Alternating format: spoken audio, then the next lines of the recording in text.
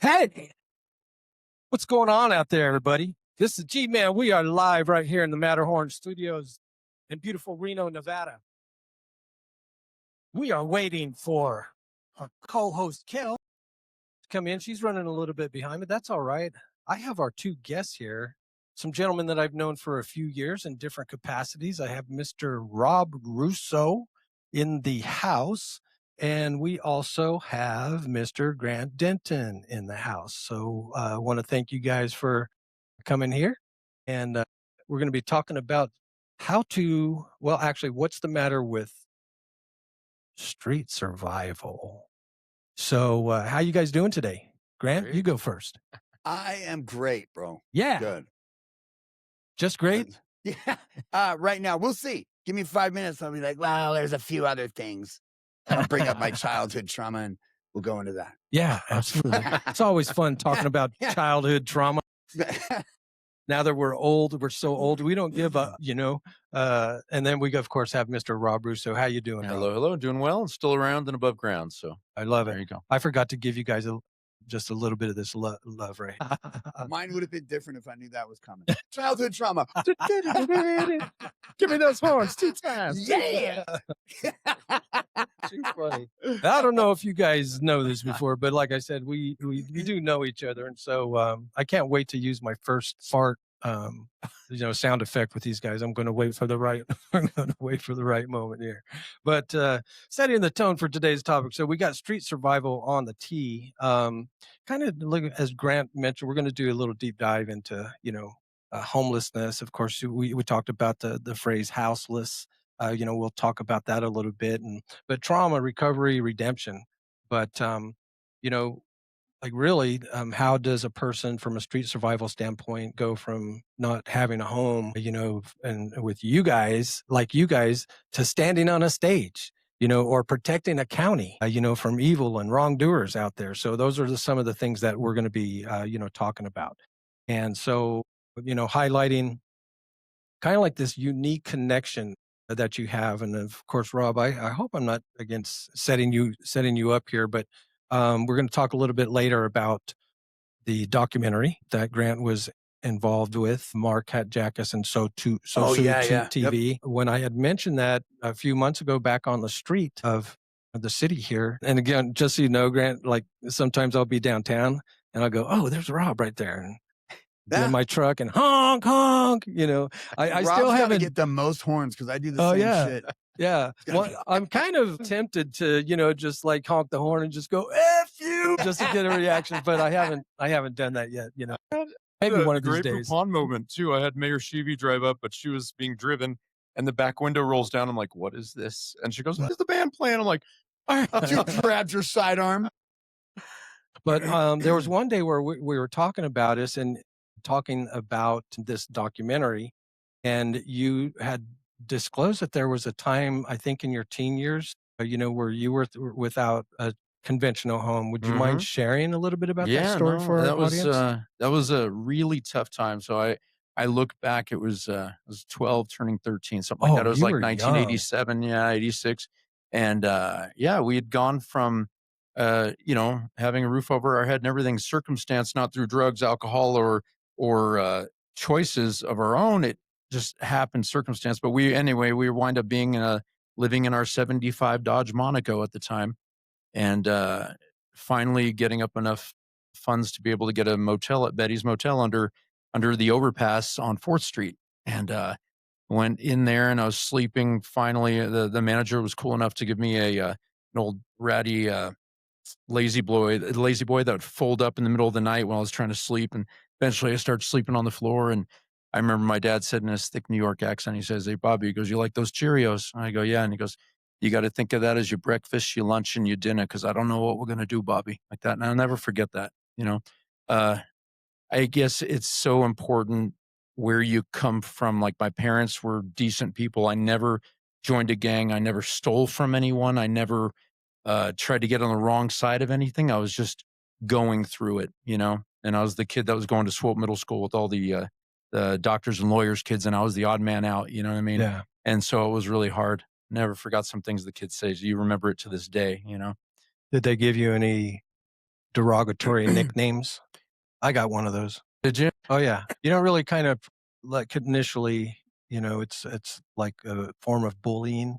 Yeah. It takes you kind of a while to realize what they're doing. There, of course, is an inevitable challenge to how you're going to respond to that. And I was taught more of the violent response, you know, so they were very selective after a certain point of time with using, you know, the nickname, you know, that they had given me. What was it? Shadow. Shadow. That actually sounds cool. Well, I'm trying to turn it into something cool. That a boy. See, that's what you do. Yeah. You know, because hopefully they'll, you know, be living in my shadow one of these, they say. So, yeah, what is it? What happened? Oh, I see. I was actually trying to get to this thing right here because who just came into the studio? Here. Yeah. Childhood trauma. Kelly, it is good to see her. We've known each other. We went to different schools together. We were like this for a long time. But then she told me one time, she looked me in the eyes, she said, you know, Rob, out of all the people I know, you're one of them. And I mean it from right here. And I was like, Kelly, there's nobody like you. I love Kelly. Well, you can see we're already having a bad time, you know, so that's what you get.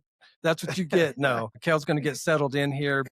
Talking with Robb Russo and Grant Denton. Robb, you are a Washoe County Sheriff. How long have you been with the Sheriff Department now? Like it's over 20 years, right? Sheriff's Office have been January. I hit my 20 years on the job. That's what I thought.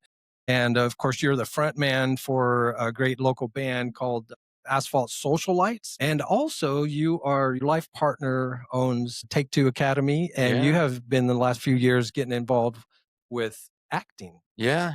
And it's funny, there's several callings in my life. Yeah, you are just all over the place. Yeah, it's funny. It. I've always there she is. That. You know about that. I love that ad. So what were you going to say though? About it being a calling, like law enforcement was definitely a calling for me. You know, it's something I always wanted to be there to try to do the right thing for people or try to help somebody out. And then I started playing with the band years back. We started this about 2010, 2009. About the same time. Yeah. Yeah. That's how we first met. I think ours was 2009. That's right. We started writing, yeah. And right about then too, I noticed like that was something I missed, being on stage, performing, writing, trying to tour, do stuff like that, releasing stuff, that energy it gave me. And then I started acting. And I remember it was the first time I was able to nail a delivery on some script that I had on this thing that was going to be like a pilot episode of a thing I was playing a doctor on. But I got done with it and I realized, I'm like, my God, this feels like the same thrill I get when I'm on stage at the Whiskey A Go-Go or something and somebody in the front row is singing back my lyrics. I'm like, I penned that down on a napkin 3 years ago and here's this girl singing it back to me. I'm going, this is nuts. And I remember when the director said cut and we went back to watch playback and I was like, oh my God, that feeling is the same as the stage. When I delivered a line the way I meant to and with the authority and sincerity of what I was trying to do, and it happened. And I was like, this is the same calling. This is the same feeling as being on stage and everything else I've done in my life. And once I've discovered those things that are callings, I try to go for it 110%, you know? Yeah, it's a different kind of surreal, right? Yeah. It's the same, but different, if that makes sense. You're not supposed to say that the same, but different, but everything's nuanced. Nothing's black and white. Hey, there you go. Nuance. That's the way to put it. And then Grant, you of course have been on stage over the last few years, of course, being asked to, do TEDx talks and things like that. Yeah. Well, actually my career started kind of on stage. I used to be when I was 20, a little bit before I was 21, when fake IDs were in. I don't know if they do those anymore, but I worked in nightclubs. I was a stilt walker and a fire breather in nightclubs for about 4 years in Vegas. Wow, Grant. Yeah.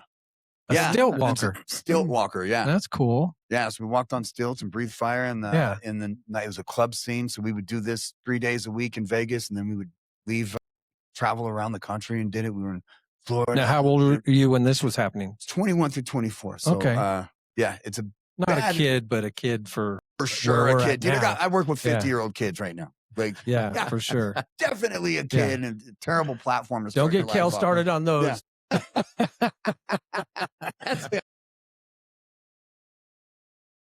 Oh, hold on. I have you turned down while you're getting settled in. So I was going to say, I live in a 55 plus community, which is more like 75 plus. I live with a bunch of overgrown children. But But yeah, so Grant, of course, we'll talk a little bit more about your organizations and your involvement with, Think Kindness, and of course the big enchilada, the Karma Box project, you being the founder and stuff. But really, as I was always kind of thinking about, of course, I love both you guys and what I've been able to see you guys do over the last 15 years. Locally, you guys are definitely well known around here.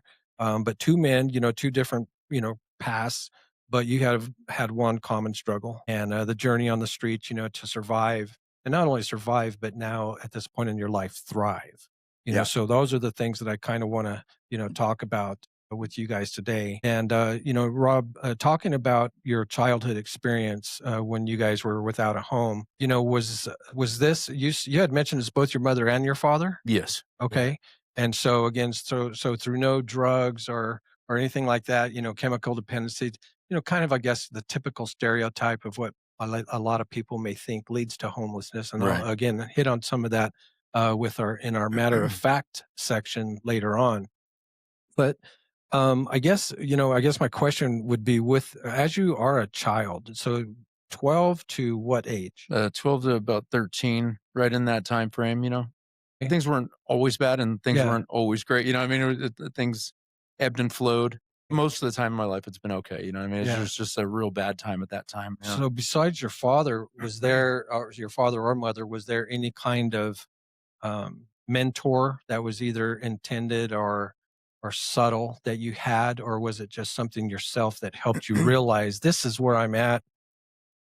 Did you know that this was a temporary situation and ultimately you kind of had to seize control right there at the age of 12 to 13, or what person, if any, helped you Again, get it just there? goes back to my parents, like just having that solid foundation that so many don't have in this day and age, even then, but just knowing the difference between right and wrong and like what to do to people and what not to do to people, that helped me along. It was like the working poor, you know what I mean? My dad was a change person at the time at Albertsons overnight, and just making, the bare minimum of wages and trying to support a family and everything. And when things fell through on the home front, it was hard to get out of that, and it took a long while, but there was always that work ethic too. So my dad was working. It was just, he hardly made anything at that time, so it was hard, but there was always a light at the end of the tunnel, and it wasn't the train, I say, and just trying to know that this isn't forever. And we could come out of this because we've got family. We've got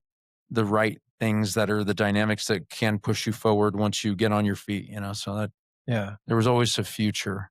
Well, and it says something about you and, of course, your upbringing, because, again, not to throw Gen Z under the bus, but I would think like the potential reaction from kids, contemporary youth nowadays, would not be so cooperative, and there may be some rebellion out of understandable resentment of the situation, that they may find themselves in. So, good for you. Cheers for that. And so, Grant, of course, now when you experienced your bout with being without a home or being, houseless, as you say, you were at a later stage in life, right? How old were you when you found yourself? So there was a couple. There was when I was 14, Oh, right? And then there was when I was 19, and then there was ultimately when I was 24. right. And then that's when you're, So you kind of had your foot in the homeless water for, a Well, few yeah. instances. Well, first was with your parents. Yeah. So I mean, first, like unlike Robb's is a situational gig, right? Right. Like something happens. Usually when you're a kid, you're at the it's a situational something happened with your parents. It's that. And my personal home, when I was a kid, it was situational. Yeah, there was separation of parents, and then you end up finding yourself displaced. And then you're 19. It's usually behavioral. You're rebellious. You're like, screw the system, man. I'm not paying you rent, man. You're a dick, and you do this dumb shit. And then, and that was his mom. Yeah. Yeah, maybe I came from your womb, whatever. I didn't ask to be born. I didn't ask to be born. Actually, Right. you did. Yeah. Well, but when my bout of homelessness when I was an adult, was behavioral. Right. It was that I didn't. And if you look at it like the bigger picture, it was what they call a maladaptive response to the world. Right. The world's going to happen no matter what. And I'm not responding properly. And how I learned how to respond to it was with what I knew. And when I was a kid, I wasn't responding properly. I was acting out. That's not how you do it. When you're responding to problems, all you are when you're a kid is an adult in training. Like with my sons, I know my only job in this world is to prepare them dudes for the real world. And, they say like your kids aren't your kids, right? Those boys aren't my boys. They belong to the world. And my only job is to prepare them for the world. Same philosophy. Yep. Yes. And the world's either going to give them back to me when they're 30, give them to the streets, give them to an institution, or give them to a morgue, or give them to a prison. And so like, but that's a strong message right there. Did you share that with your kids? I'm sure. Oh yeah. Right? Oh yeah. And it took me a minute to learn it because I didn't have them early on.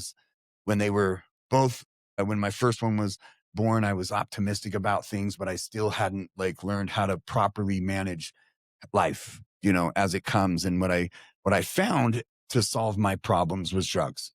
So drugs don't mean your brain's broken. It just makes you an efficient problem solver. It just you just run from it. Wrong methods. And the long term is that you don't really solve problems. You just learn how to stack them away, and then you develop a problem in the process. And so with my first one, he was about 2 years old. And then when I first had my bout of homelessness as an adult, and then my second son was born. When he was born, I was still homeless. Know. And so I didn't get to spend that much time with him. I'd come around every once in a while as often as I could, because I always wanted to be around my kids. And I would always complain that I never get to see my kids, but I hadn't quite like identified that I was the problem. It's the economy, it's my ex-wife, it's the system, it's the, all the things. I hadn't quite identified my role in screwing my life up. And then, and they say it's hard to see the picture when you're on the frame. And then several things happen that knock you out of the frame there's not one thing, but there's several things. And in my story, it was, you get knocked out of the frame. You're like, oh shit. And then you get back into your same routine. You get knocked out of the frame again. You're like, and a series of these, oh shit moments happen. And then you're like, oh, okay, and so, yeah, but like, so that's a good transition actually. Yeah. So you guys both adolescents, and there was a turning point. Right. Maybe not so profound, with Robb, but there again has to be some realization. I can remember when I was 12 years old and my dad, God rest his soul, rest in peace, Pops, going over the spelling words, Kel, and he couldn't spell one of the words. And so there was this realization that, oh my gosh, my parents are human. Don't know everything. Yeah. They're mortal. Yeah. Right. And so as far as that turning point, even though you may have had challenges. Maybe Robb had, again, kind of more parents, I guess, more equipped in that moment. What was your collective turning point? And both of you guys comment. Was it hope, fear, or both of those? Does that make sense? Yeah, no, I know for me, you're going through it. There was a sense of despair, certainly an overwhelming sense of despair. It's like, better that it won't be forever but it's just, there's a despair there, I mean, when you're being told you don't know where your next meal is coming from, and there's a lot of that. Was there also a moment where you kind of said, that you'll do whatever you have to do to make sure that doesn't happen again? Mm-hmm. Yeah. Like, so, and I think it's both. Like for me, when I was like, when I was on the street, I had committed to dying on the streets. Right. Like prison was a retirement plan, because you're breaking the law. Like I have to support this habit. I'm not a bad person. I'm just doing bad stuff to support this habit. And so like prison was a retirement plan. Every time I was in the back of a cop car, that was the only time I like exhaled, because I knew I was going to be able to sleep for a little. I do well in jail. I program well. Like you're not going to. Prison's a retirement. It was fine. Structure. Right. Yeah. A lot of people look at it like that nowadays too, unfortunately. Yeah. Right. And then I was committed to dying on the streets. I used to have this fantasy. It sounds weird, but I would have this like knowing that I'm going to die on the streets. And I knew that when I was in rehab once, went to detox, and they had these programs that you would do. They were like, all right, here's what we want you to do, boys. We want you to write an obituary of what would happen, or what would your obituary look like if you died right now? Kind of like Scared Straight, but you have to do an essay. I don't think it had good intentions, right? Because after you write that, and it's going to be dismal, then you write another one that if everything, and I use this with folks that I work with now, that if everything goes right, what's your obituary going to look like? And it's going to be, Grant was survived by his family and his friends, and he was a celebrated person in the community. And and yeah, you're starting with your end in sight. Your why. You're creating your why. Yeah, and it was, but I didn't get to the second part before I left detox, because when I wrote the first part, I realized how much damage I'd done. That was one of those out of the frame moments, and I was like, my grandma is going to go to the funeral. My mom will. I'm sure some of my brothers, and maybe my sister will, because I am a relative, but I don't have any friends. I don't done anything meaningful. So it was so sad to me that I'm going to die like this. And I knew it. And I didn't see I wasn't very optimistic. And so I would visualize myself when I'm on the streets. I would always look for I would visualize that maybe I see a puppy wander out into the freeway or road, and I run out and I save this puppy. And I die saving something, doing something admirable, or I find by the car trying to save the puppy. I stumble onto I stumble onto a situation where somebody's trying to take an old lady's purse, and I save the day and take a bullet saving somebody. So at least in my obituary, they'll say well, Grant was a homeless drug addict, didn't really do anything for anybody except for that puppy. There was that one old lady that he said, and because I knew that I was dying like this. And then I was fortunate enough to get locked up long enough to be able to sit down and read and have a present moment. And I meditated for the first time. And it was the first time I ever remember being present. And I was like, wait a minute, and I had this little picture at yourself. So that was so you're saying your turning point happened when you were in jail? When I was in jail, and I realized that the same energy that can screw your life up, you can use to do some amazing things. Like if I'm committed to dying on the streets, like I am, and putting all this energy into screwing my life up, why can't I be committed to dying, at least trying, like 50 Cent, get rich or die trying. Right. And it was the same method, and it actually gives you that. So it's hope and it's fear that you'll never return that way again. And then once you identify how much damage you've done, and then you know how much good you have to do to balance it out. And then it's hope that you can't take this from, you know what I mean? Like when you start doing good stuff, the one thing people can't take from you is the good stuff that you did, Yeah, you don't want to go back. So with both of your childhood experience, of course, in your situations, Rob, would you say, or how has this shaped your character personally, as far as the empathy that you have to have in times when dealing with the public, and specifically when you're dealing with a person that is homeless? Does that how has that helped you be empathetic? Grady, that is the word that I was about to search for, and you said it, empathy. You know what I mean? Like you're dealing with people who are at their worst. You know what I mean? And it's like, how they say in the Bible and stuff too, I could be going that way. I can't even remember that. In as much done to the least of us. But for the grace of God, there go I. Yeah. You made me tap into that missionary Baptist training. There you go. No, in the big picture, it's I've always told the new guys on the job too, I've tried to say, look, treat people like people. That's the biggest thing. No matter what they've done, no matter where they're coming from, you could always find common ground to at least have conversation to explain to somebody something. Take the time to explain what's happening, why you're doing what you're doing, and where that's coming from. You know what I mean? I've got a job to do or whatever, and but there's ways to deal with people where they understand where you're coming from too. I take that time. I answer questions. I try to do it that way. Treat people like people. Like I said, the biggest thing I could tell the new guys, You are the quintessential cop. That's the attitude that all police officers should have. Well, cheers. Yeah. Thank you. I've always said, there's something I've said, we're of the public, not above it. You know what I mean? There's a time and place, something like the GSR thing the other day. There was a time and place for get the boots on, drop the hammer now, this sort of thing. But there's different. But I think it's a lot rarer than people think, and that the 20% bad guys keep getting escalated because that makes news and that sells advertising. Because it's shocking and dramatic. But it's such a 2080 thing. I can't stand this bust the blue and defund what the. Seriously? Come on now. Yeah. Good job, Kel. You saved me a. I was waiting for it too. I was excited. I'm trying. Well, Jay wants these episodes, so. I remember when I was coming up, and we were, from 24 to 34, we're breaking. Of course, you break the law before, but now I'm doing it for a career. Yeah. And it was taking care of business. Well, nothing personal. Yeah. Business. And it was. What was your demographic? Like if you had to do some unscrupulous stuff, you wouldn't like no old women. Did you have like a code like Dexter did?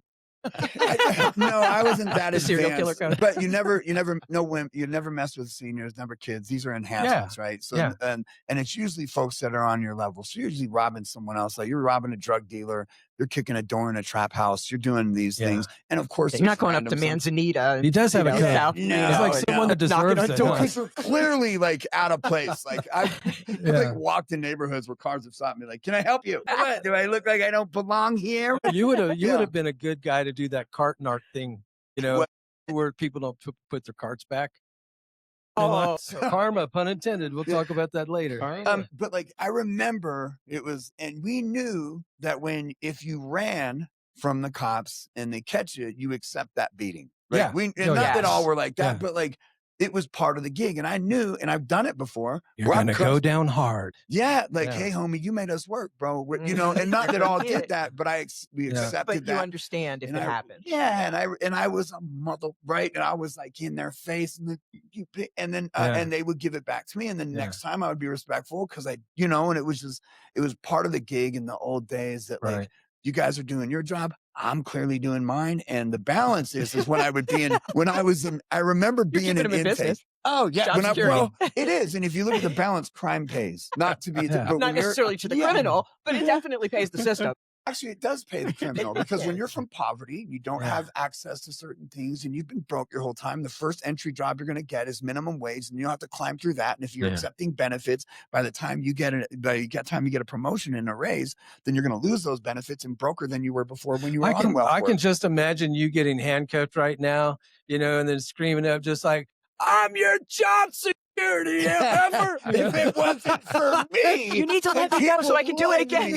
Well, you look at it and like from a criminal perspective, I know you're welcome, but from a criminal perspective, like crime does pay, right? Because when I would do it, when I would get booked, I remember sitting in booking, and you're doing your free call, and you're waiting for your charges to come. Right. You've been fingerprinted. You're seeing if you have any warrants anywhere else. You're praying that they didn't find some other shit on you. You're like, oh God, please don't, and then they give you your burglary charge or your battery charge. And you're like, is that it? And they're like, yeah. And you're like, oh shit, right on. I accepted. Right. Cause they only caught you for this portion of what you really did. A small percentage. And if you look at any business in the world and, and that's the only loss. You get caught 10% of the time.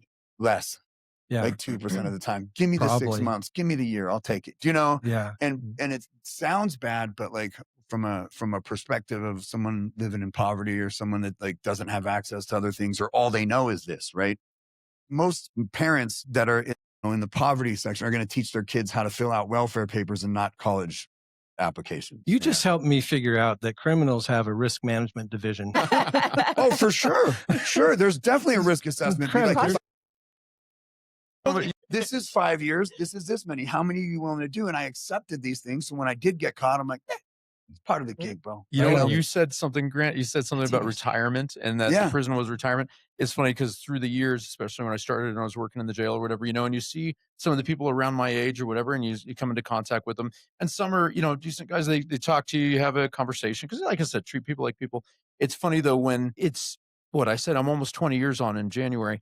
And then I see the same guys. I'm like, you're getting gray with me. I'm like, are you going to retire out of here too, like I am? Or what are you doing? Like, this isn't like I ran into you a couple times when you were a kid. Plan. This is 20 years on now. I'm like, get squared away, man. Like, do something different because it doesn't get any better. It just doesn't get any better on its own. Too fast. Yeah. Hey, so both of you guys, so we're going to get into our laughing cricket section right now, Kel. So she knows what this means. So basically, I'm going to offer up some jokes and a small amount. And if you guys laugh, then that's a good positive. But if it doesn't work, then we have crickets. These are AI generated jokes. So right? So this is okay. Well, it's all about delivery. Okay. Yeah. All right. Well, I mean, yeah. I understand. So we're going to talk about, especially since Robb's in studio, we're going to start this whole thing off about talking about a soundbite called cop speak. Okay. Do you know what cop speak is, right? Is it, 10-4, Roger that, good buddy, like airline speak, like an airline? That's like that's like a a trucker. yeah. Break a 1-9, break a 1-9. Just like how about this? Here's a good cop speak. Here's the deal. Oh, I got you. You see what I'm saying? Oh, like that authoritative. Yeah, it's defined as cop speak is Tarantino. so cop speak is defined as the specialized jargon, slang, and euphemisms used by law enforcement personnel, and sometimes adopted by the media to describe police actions and events. It's often characterized by passive language and jargon designed to obscure responsibility and soften the impact of potentially negative events. Yeah. Okay. Brother. Yeah. Oh, that's a lot. There's a lot there, sir. Go ahead. Well, I that's just why heard negative events. that's why the succinct thing is hey, here's the deal. And the Supreme Court has ruled, okay, that law enforcement's in the course of their duties and maybe even their private time with their wife, it's illegal for them to lie to you in order to get out information, if they're suspected of a crime. Did you know that? Wait, you're what? looking like you have Say this that again? quizzical. It is legal. It is legal for police to lie. Yes. No question. Yes. Oh, absolutely. Yeah, Did you yeah. know I thought that? you said it was illegal. It all, I mean, in context, all in circumstance, you know what I mean? Yeah. And what you're trying to find where somebody is. Like classic example would be two detectives working a couple of different people in different rooms. Yeah. And just like, hey, Johnny over there. Yeah, He's without lying. question. I do it with He's my lying. kids every day. Yeah, I got the call, bub. You want to talk to me about something? I used to tell him, I do not ask you a question I don't know the answer to. That's I like a am lawyer. testing you. I am testing you.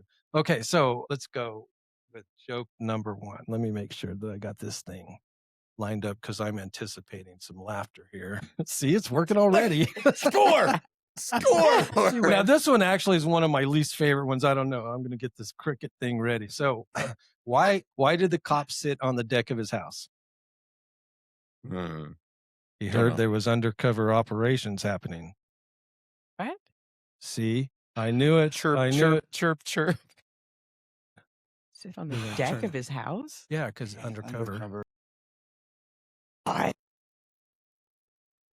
This is bad actually, AI. We did it together. Bad AI. This is good. Oh, that was like, no. This is good. Okay, come on, Kel's ChatGPT. You can do helping- better than this. Kel's helping me. We don't cut. need third grade jokes. I'm gonna have to explain these to pretend Kel's a blonde here. I have to Right? explain everything. No crickets on that one. Yikes. All right, how about this one? So my buddy became a cop because he said he wanted to serve and protect. Turns out the only thing that he does is he serves sarcasm and mostly protects his donut stash. One laugh. The cop I donut laughed at the thing. baby thing. Yeah. The cop donut thing is You're just, always going to get one. it's always fun. It's like, Okay, this is my favorite. Is it This is even my true favorite anymore? right here. This is my all the favorite. cops I Okay, know are in hey, good shape. I asked Rob if he'd ever arrested a meme. Or no, I'm sorry, a mime. Oh, okay. Oh. Well, that, I was yeah. gonna say, right? That How do you alone arrest a is meme? hilarious. Right? That was good. So I asked Rob if he's ever arrested a mime, and he said, yeah, I was going to one time, but I had to let him go because he had the right to remain silent. All right. I'll give I'll give you that one. Yeah. That was good. Yeah, okay. Would have been All fun right. with meme. So I actually We're got one it. out of I was like, three. yeah. all right, this one, this one doesn't work. I'm going to get the crickets ready. What did the rookie say after writing his first ticket? What? That'll teach that fire hydrant to park illegally. Really? Oh my gosh! Are you guys Bro, that was good, That was man. good That one? was good. okay? Yeah. We'll get Just a prior It was so experience with dorky, it fire was fun. hydrants. That went dark. What was that? Like, Satan joined us in the studio. Okay, now I made this one up. This one is not AI. Because I'm a cop's kid, right? So being a cop's kid sucked I can't imagine. because It's as bad as being a teacher's kid. I got grounded all the time. Even if I didn't do anything, my parents grounded me and claimed that they had probable cause.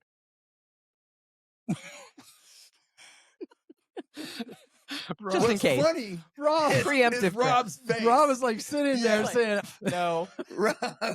Not giving you one. that was a rough day Oy today. That Oy was, vey. tough. That was tough. 4 out of 5 crickets.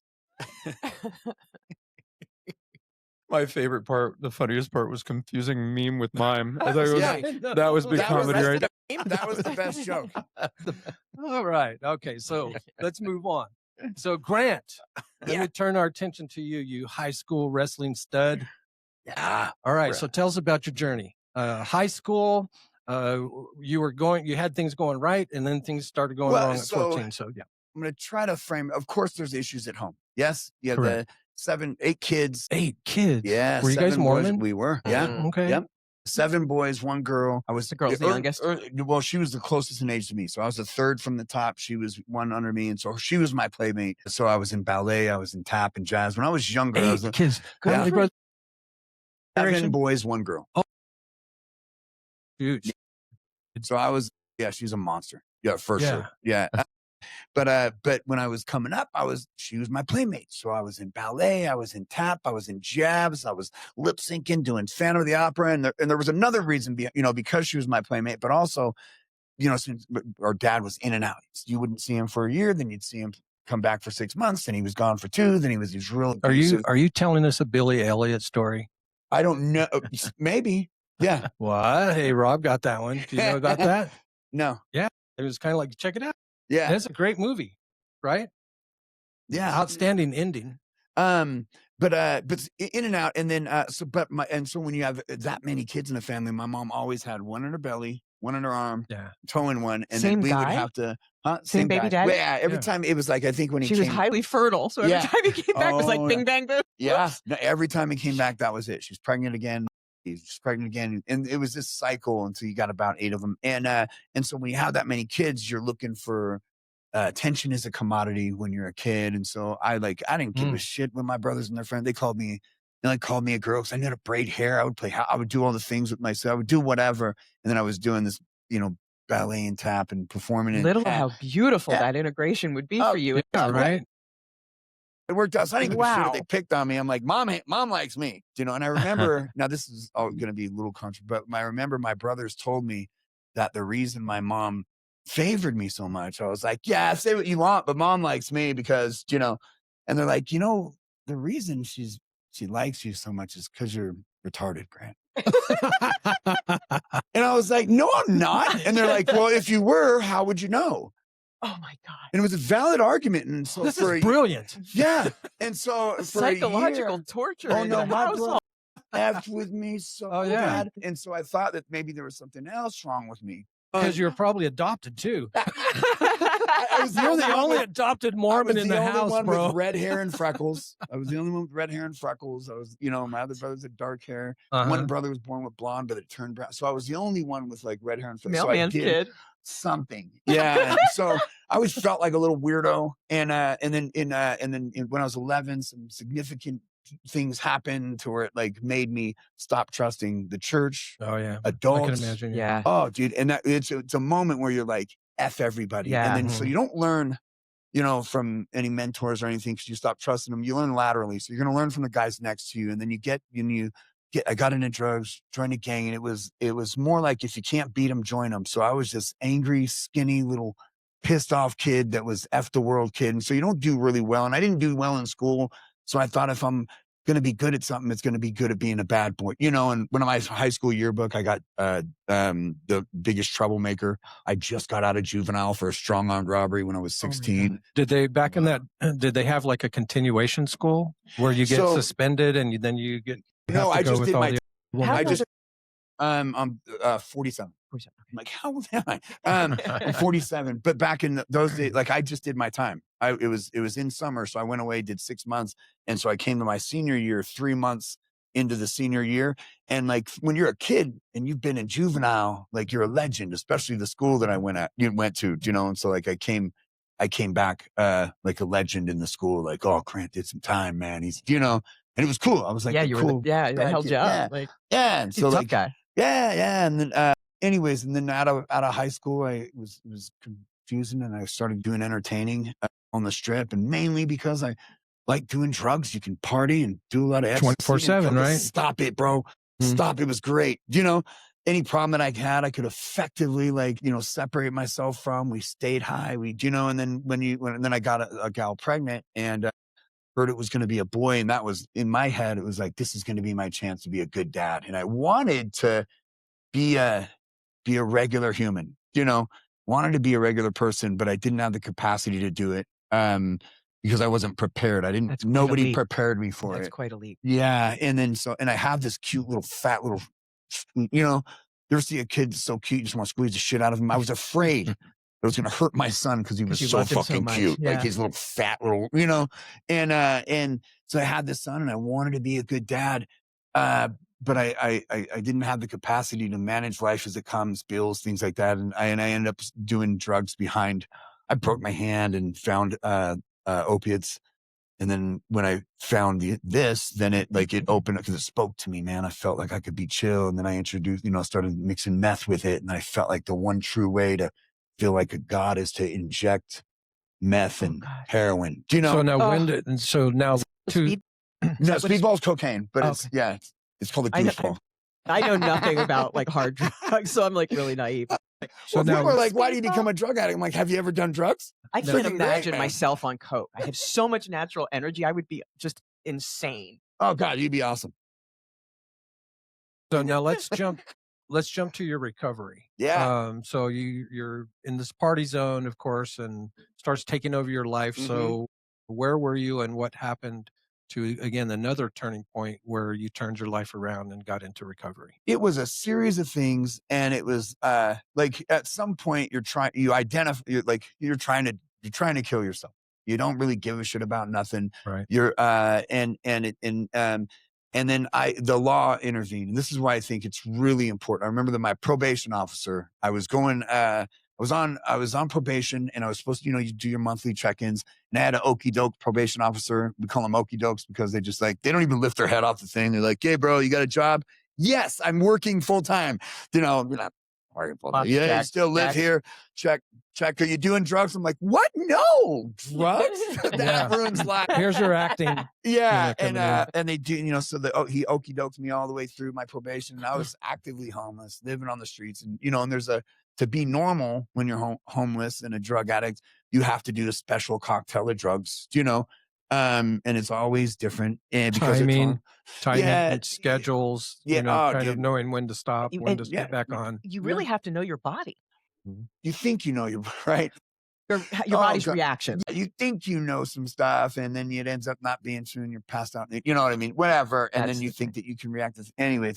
Take us to your salient moment when you're just like, I need to stop this. So they sentenced me to 5 to 7, and I was willing. I was actually, excited to go do that. Not excited. I wouldn't say excited, but I was like, this is part of the gig. I was ready to go do my time. Well, it's not like you can't get drugs in prison if you really want to, right? Well, it wasn't about I didn't, even when I was in jail, very rarely did I do drugs because I knew that it was wrong. I knew that I wasn't, but and I can cope in jail, right? There's not too much. You don't got to wake up and worry about where your meal's going to come from. It's bringing it to you, bro. I don't got to wake up and worry about anything. My family likes me more when I'm in jail because I'm not out causing problems, and my mom's not worried about me, And just so our listening audience understands, we're not advocating going to jail. We're not. Well, maybe. But, no. There is definitely a layer. I noticed this a long time ago, that there's definitely a layer of people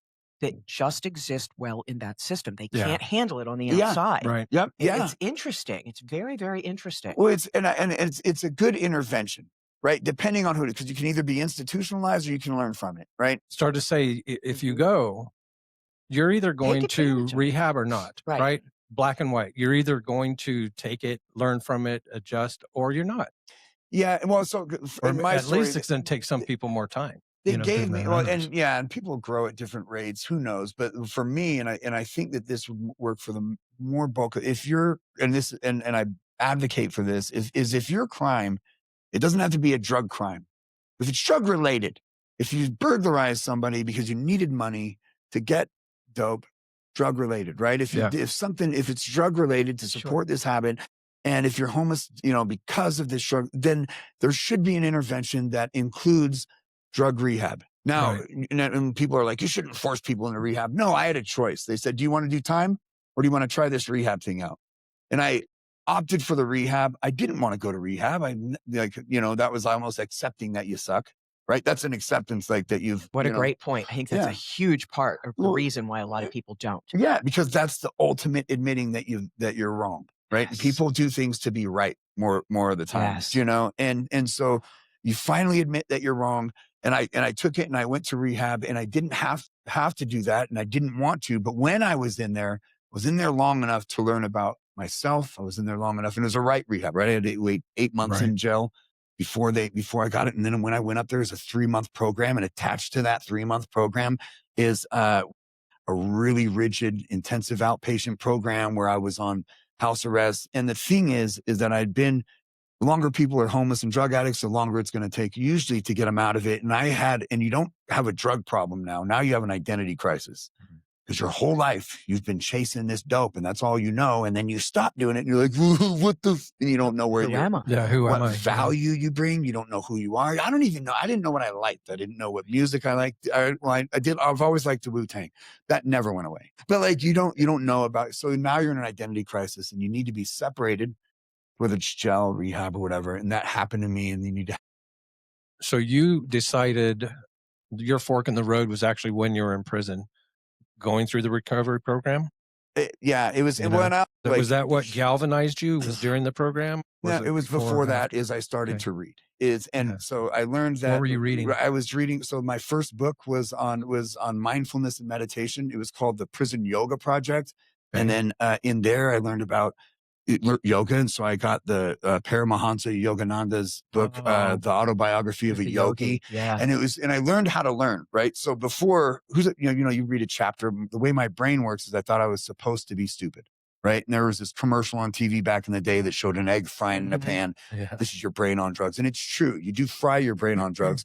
But you can also grow a new brain. Yeah. And every 7 years, our bodies are regenerated. And you can grow a new brain through, I learned about neuroplasticity. So I learned and started reading a book named called Sparks about BDNF, brain-derived neuropathic factor. And it gave me this hope like, it can be. You're starting to understand how your own mind is working and how to recover. And part of it was understanding the impact that I had on the world. Like, we're so selfish and we're so moving through.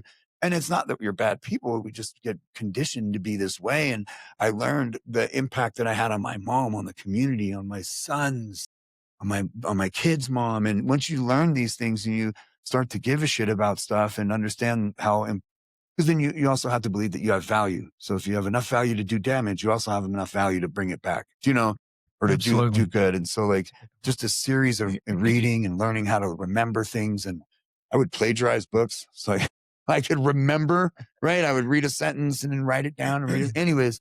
And it was that. And then it's, my number one, when I got out, my philosophy was I read a book that had about Anton Chekhov.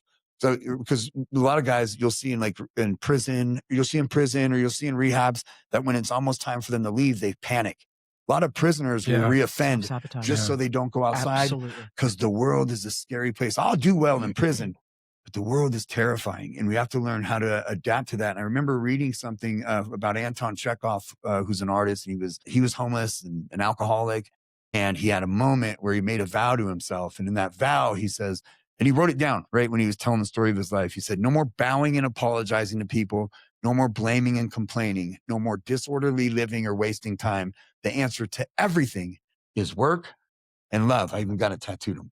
Work and love. If you just focus on working your ass off, focus on trying to love yourself and love people around you, and then the rest will come. And then you address things as they come. Like, it's a simple formula. And so that's what was my turnaround, was being able to have a good formula and learn that I'm capable of things. And work doesn't mean getting up and going to the damn office every day. That when you say things like that, the general public starts thinking about their job.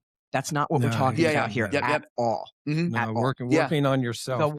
Is your inner work, your work on like you said, awakening to these ideas and these concepts that were unfamiliar to you on how to behave. Well, the willingness to, and I think willingness to work in the context that you're saying is the willingness to confront things. Exactly. Like, why can't I keep a relationship? Yeah. Who cares? I mean, I was wrong. All right. I'm learning. Yeah. Yeah. We're afraid of that high school bully that said, "You're an idiot," or whatever. Yeah. Yeah. That you believe. At 57, Yeah. No. So Grant, contrast. So there was. Give him the finger. So there was obviously a time, you know, listening to your story, where you realized the negative, the loss of what you were doing, and then the rebirth. And so contrast the time between your loss or recognition of what you were losing and your rebirth, you know, basically moving from survival to service, which is what you're doing, you know, right now. So you're in the survival mode in prison. You realize the things that you've done in the past. You're in this bridge right now. So kind of contrast that time and how you moved from that moment into service of others today. It was understanding. So I would watch these guys in the program, and because I wanted to change so bad, and I was so hungry. I was as committed to living as I was to dying. Right. And so I had a mentor.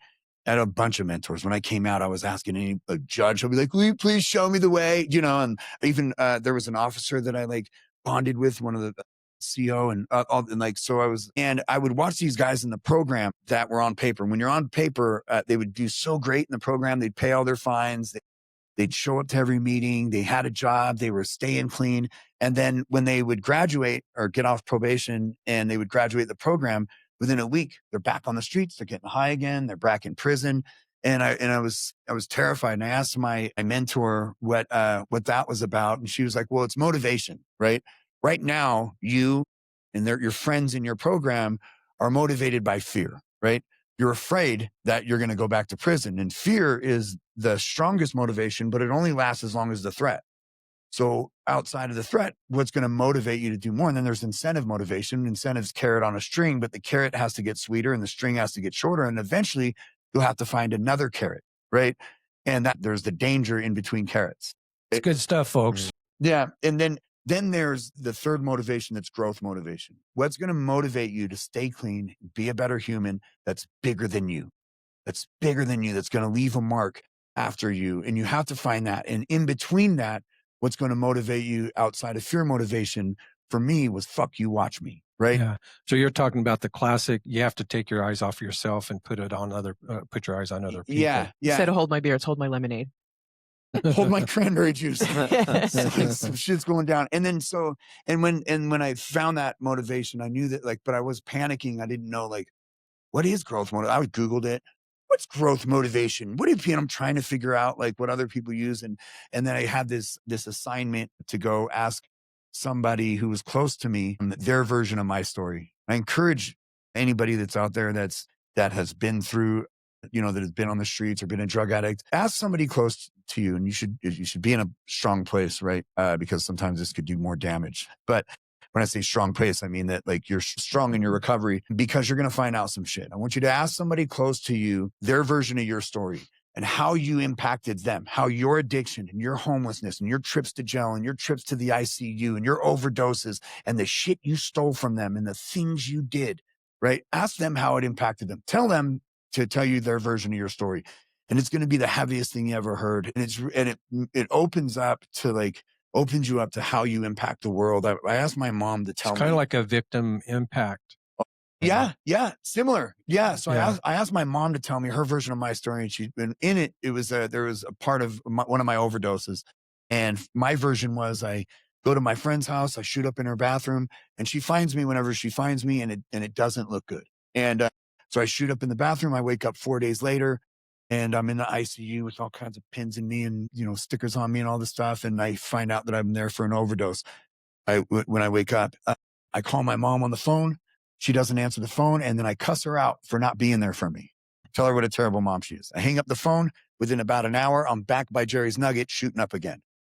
This is an hour after being in the ICU for 4 days. Now, my mom's version is she gets a call from my friend B, says that I was at her house. She found me in her bathroom and doesn't look like I'm going to make it. And I don't know the whole story, but there was a lot going on. And my mom left work, went into it was not, but she had to call off at work for the next few days to stay in the hospital with her dying son. And she's uncertain he's going to live.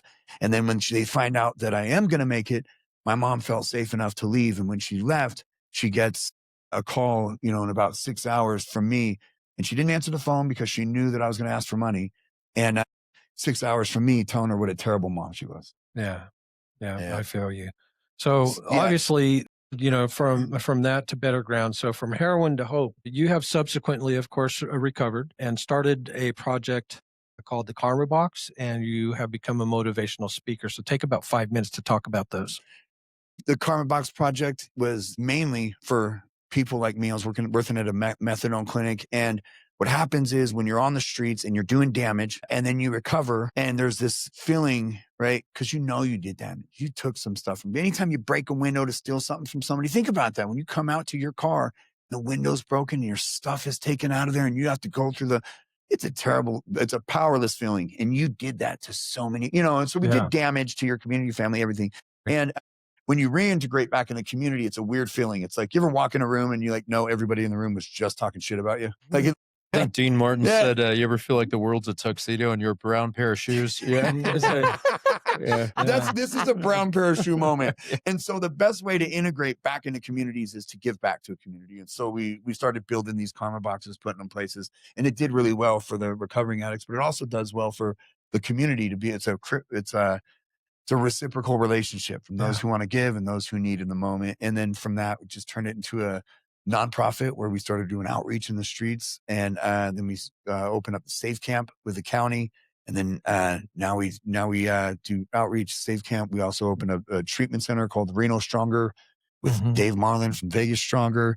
And we have a program called Grit where we work with folks in recovery in the gym. So getting them physical, we have boxing classes, we have resistance training, all the things. I love it. And how many Karma Boxes do you currently have out? Oh, dude, I don't even know. Like they die, they're born, they die. I know I need to do a census. There was it was 60 and it undulates. And then, people get mad at boxes. You'd be shocked how many people get mad at inanimate objects. I came here for some cornflakes and they're not here anymore. Yeah. You got to give the box the business, right? So Robb, share some thoughts on the documentary that came out. You know what I'm talking about, right? Did you get a chance to watch it? No, I have not. Oh, I have not yet. No. Okay. No. Well, I have to say that when I watched that, it was actually quite tearful. It evoked, some emotions, as far as feeling bad, for some of the things that the cast of characters, we'll call them, but they're true to life people that have went through being homeless and recovering, things like that. I was so impressed with this documentary that I went and got my son, Corey, who at the time 37, so he's 38, now. And it was impactful. It's only about an hour. And as he was watching this, he was just like, oh my gosh, that's Chris. And I'm like, you know him? And he's just like, he went to high school with us. Wow. And then when he was going through his bad part, living, in the parks and stuff like that, he goes, that all of our friends would just like, man, did you hear about Chris? He's going through a bad time, man. And everybody would just, kind of shake their head, say, he's kind of gone. But to see, again, just a teaser, Chris turns out okay. Is he still doing okay? You know what I'm talking about? Yeah. It was, he's the one that had they're the two that had the little romantic story. Oh, Chris. To it. Oh, yeah. I think they had a kid or something, or I can't remember, but they got married. Yeah. So I don't, was his name Chris? I thought it was. I could be. It's not Chris, but I know who you're talking about. Yeah. So he's doing great. He's actually the director of, was the director of a shelter and now is working at Crossroads. Yeah. So, and her too, they're doing well. Yeah. So outstanding documentary. The name of that is, I have it right here. Hope for Washoe's Home. And then semicolon or colon, I should say, Home, Rebuilding Hope for Washoe's Homeless. Yeah. Washoe, for anybody that's not familiar with our territory around here, WASHOE''S, Rebuilding Hope for Washoe's Homeless. And so, can you tell us a little bit about that? You were in it, you weren't, of course, in it a lot, but how did that get started? And if where that's at now, what we're going to do with it? Because now, right? So if you ask regular folks go ask 1,000 people, so close your eyes and tell me about homelessness. Close your eyes and tell me about homelessness. They're all going to have similar old school stories, right? We're going to think of well, they're all going to have, I think it's going to be based on their experience of homelessness. And what are the public's experience of homelessness? It's driving by them. It's seeing erratic behavior. It's seeing all these crazy things. It's the camps. It's this and that, but without an understanding of what homelessness really looks like. And I think Washoe County, when they were doing that, was trying to, it's a way to message what further view snapshot of what homelessness is in addition to addiction in Washoe County, and what services look like. And what it does is it paints the pathway. First, it paints and in the beginning, you see I'm explaining what homelessness is. What does it look like to folks? How do we view it? How do we, for example, in there we talk about, when you see a homeless person sitting on a bench at a park, a lot of us are like, and we want to solve that problem, right? There was one gentleman that kind of talked about that. Yeah. How I can feel, and he had, I think, a wife and a kid or something like that. Yep. To your situation. And so he's trying to go out, get his stuff together, get a job and stuff like that. And so I can only imagine the desperation of having to be out in front of public, begging people for money with a sign. And then he said that he could feel the judgment and, just disgust that people would have, for him. And it was hard for him, to deal with, of course, as it would with any of us. Yeah. And you look at it so let's just say he didn't have a sign and you see just a homeless person sitting on a bench and they got their bag of stuff with them. A lot of us and I've gotten calls before. We're like, hey man, what do we do about this guy? I'm like, well, if it was a soccer mom sitting there with her bag of stuff and her Lululemons and her water bottle, would that bother you? And so it looks at how we view homelessness, but it also looks at solutions inside Washoe County, and it tells stories of more successful solutions or more successful people that have gotten out of it. I love it. I would definitely have people, especially people that live here in the Great Basin, to go check that out. All right. So Kel, next segment, we're going to do, of course, if you guys didn't know, Kelly's a master certified life coach. Sometimes we do have life coaches in our group. We're getting ready to launch another podcast called the Roundtable Pod. But so a little life coach lightning rod, because if you think about it, as we've been talking about, you guys in certain circumstances are life coaches, right? Sometimes it's on the street, maybe dealing with somebody, certainly with what you do, Grant. And so basically this is, we are going to give you guys a question, and then you guys have 30 seconds to answer it. Okay. And then after 30 seconds, you're going to get a little air horn. So you notice, stop talking. If you really suck at your answer, you're going to get crickets. No. Crickets are gone. Shaming begin. Gone. All right, Robb, let's go. Wait. No, I'm going to save the second one for Robb. Yes, but something other than about law enforcement. Because it is something about. I'm going to move on to other topics. Well, Grant can't do number 2. You'll see why. Okay, so Grant, 30 seconds. Best advice of how people can use trauma to save and redirect their own life. So trauma is a driving force, exactly like anxiety. Now you can interpret anxiety however you want to interpret it, but anxiety is the light in the car, the check engine light. It means something's wrong, and you can't ignore that anxiety. And so trauma can be a driving force to get folks to a better place. I've leveraged my trauma. Matter of fact, there are people out there that are afraid of resolving their trauma because that's what drives them to do what that's their identity. Yeah. When they use it to drive them. So see, that's where I have fun. Got another 5 hours? He could keep going. Yeah. That's what I'm saying. We bring people in here who know how to talk. All right, but here, that's good stuff right there. Okay, Robb, what is the biggest myth about homeless people that I'm not going to say you, but what's the biggest myth about homeless people that police officers want to bust them? So we weren't talking about law enforcement. Well, I mean, in a general sense, don't get yourself in trouble. I'm sorry. Ask me one more time now. What makes a cop want to bust a homeless person? Yeah. What's the biggest myth that, like law enforcement's out to get homeless people? Okay. I think that we react to behavior. It's not okay to pop a squat in front of somebody's doorstep and let loose. It's not okay to be swinging a sword at people walking by the river.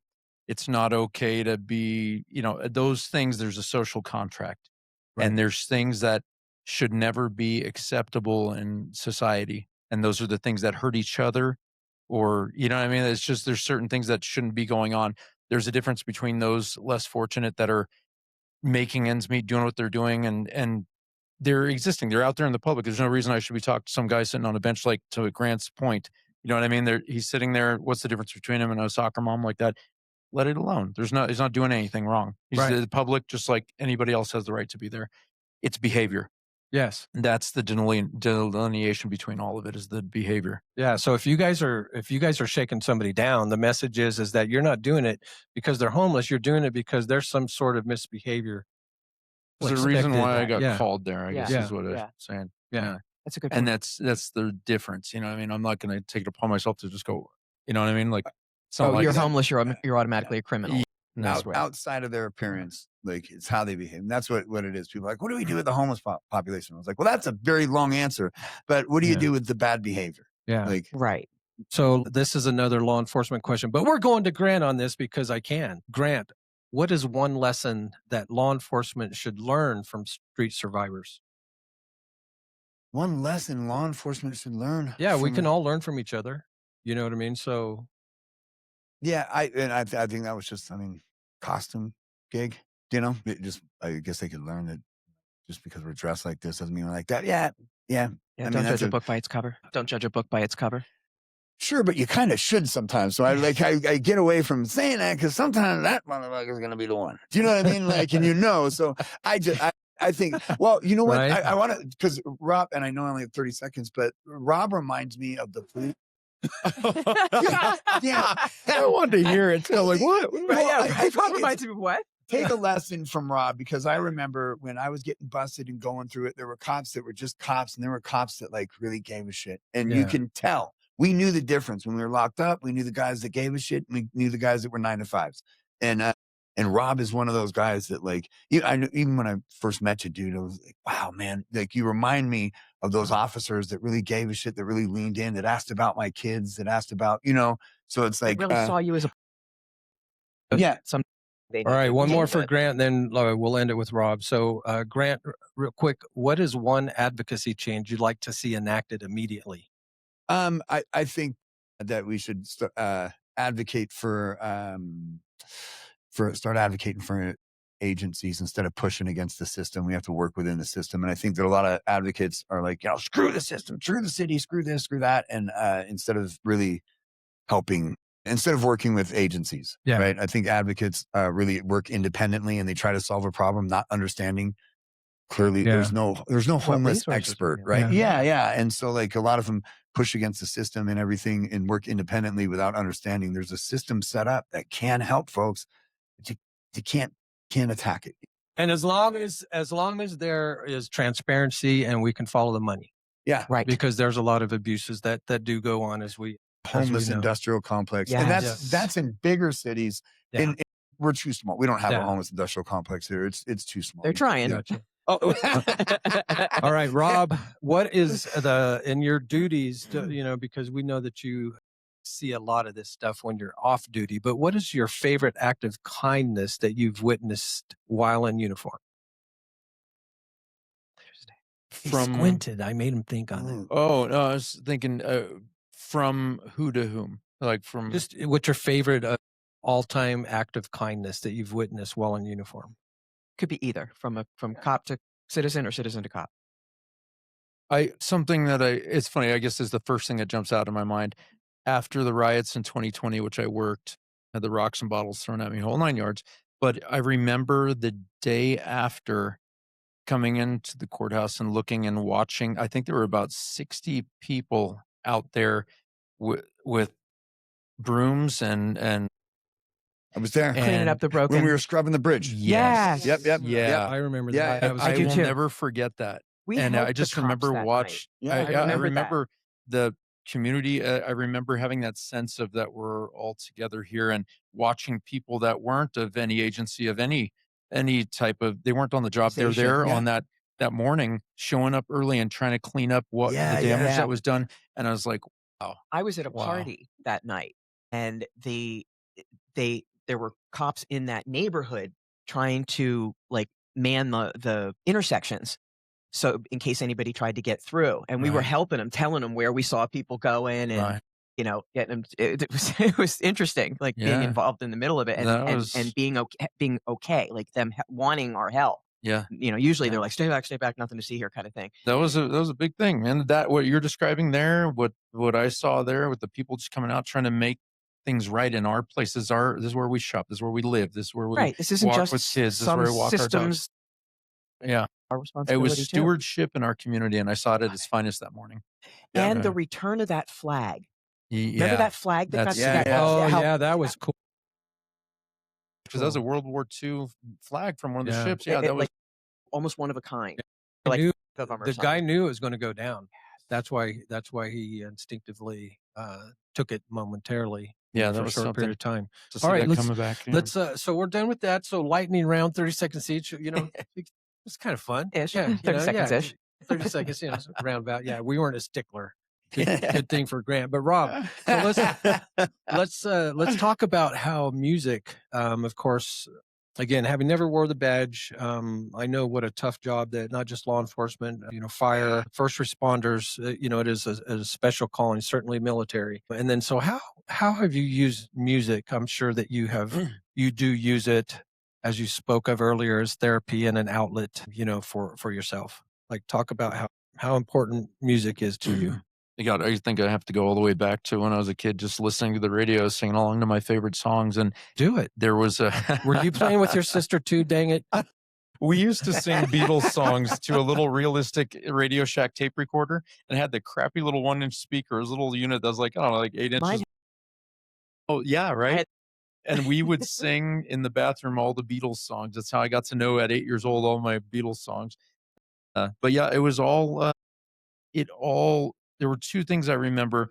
It became a soundtrack to my life. It's a cliche, but the cliches come from real life experience. You know what I mean? And it's always been something that's been part of, I could think the sad times I could relate to a song. I can think of the happy times, the exciting times, the blood pumping times that, you know, you're ready to go. And that is related to music as well, the soundtrack. But I'll never forget when I think I was like, I was about 6 or 7 years old, and I heard the song Dust in the Wind, and there's a key A minor that was in there, and some of the notes held on vocals that said, "Oh, we are dust in the wind," and I was like, and I remember being so moved to emotion that it brought tears to my eyes, and I didn't know how to articulate why. I didn't understand what the relation was, like minor keys and how it affects you and brings emotion. I've always been a minor key freak. Oh my God. And even Radiohead Street Spirit, there's a lot of A minors in there, and that just brings tears to my eyes, you know, and now I can articulate why and what it does and what the differences are. But it's always been something from little to now, you know what I mean? Even I go back to emotion, like even music, like when we're writing, I don't do the lyrics first most of the time. We write together, we have the music, and it makes me feel a certain emotion, and then I start going through my lyrics about what is a good marriage of this emotion lyrically to that feeling that the song's given me, and that's where the writing comes from, like that. Yeah. So I don't know if I answered a question. No, yeah. So having written a few songs myself, let's go into your process a little bit more. I basically did a simple, you know, we know chord structure. What's your main instrument? Is it guitar or keys? Rhythm guitar. Yeah. Mainly, this is a funny reason because I could play and sing guitar at the same time. The changes aren't like on the bass guitar where they might be more with the kick and the rhythm section. So the lyric is on a different timing. Yeah. I don't know how Paul McCartney would play, well, she was just 17. And he's just, I'm like, oh my God, right brain, left brain. I know exactly the struggle that you're talking about because my roots are in drumming, but because of having to learn the keys and be able to tune a timpani and things like that, you had to learn notes and then eventually octaves and structure and things like that. So by the time, you know, you're fronting a band, you convince the guys, hey, I used to write some pretty good poetry back in the day, you know, to help with my high school dating. You know? Right. We're not talking haikus. We're talking the real deal.